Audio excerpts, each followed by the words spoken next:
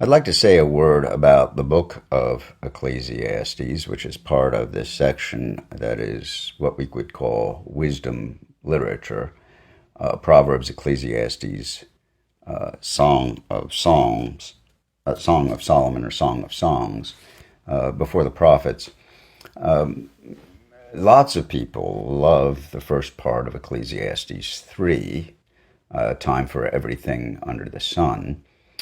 And some would have that memorized, and some would remember a song by the Byrds in the 1960s using the first 8 verses as the song. However, there are some things that repeat in Ecclesiastes.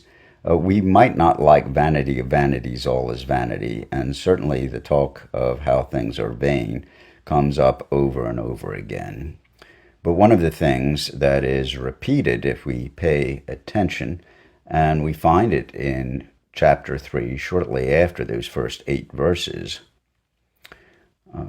I'll begin reading verse 11. He has made everything beautiful in its time. Also he has put eternity into man's heart, yet so that he cannot find out what God has done from the beginning to end. Verse 12, I think, is key. I perceive that there is nothing better for them than to be joyful and to do good as long as they live, with verse 13. Also, that everyone should eat and drink and take pleasure in all his toil. This is God's gift to man. It's not just eat, drink, and take pleasure. It's eat, drink, and take pleasure in all his toil. This is God's gift to man. Toil, and I'd have to look it up, but this is the more intensive term for work. And in fact, the command of the Sabbath is to do not just work, but toil, burdensome work. And here it is burdensome work, but this is for man to take pleasure in.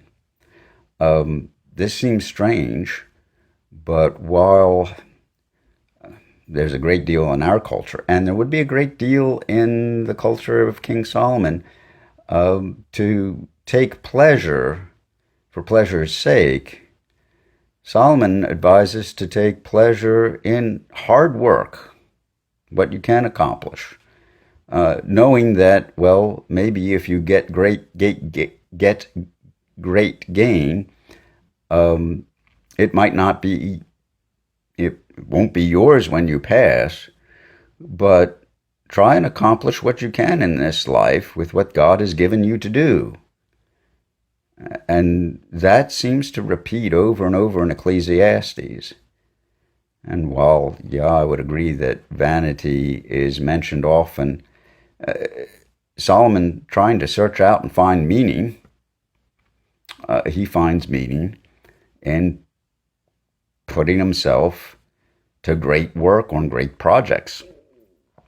And I think we should keep this in mind.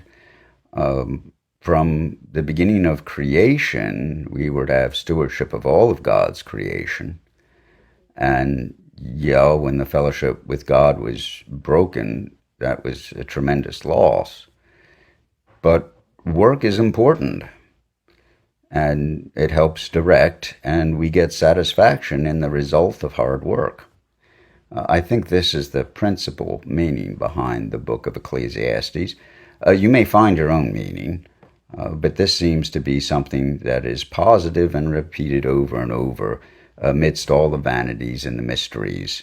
And yes, the first 8 verses of chapter 3 are beautiful and very helpful, but I think the overall message is to take pleasure in all the toil that God has given you to do, and enjoy the light and the day and what one can accomplish when one can do it. I hope this is of some help in dealing with this book of wisdom literature. Thank you very much.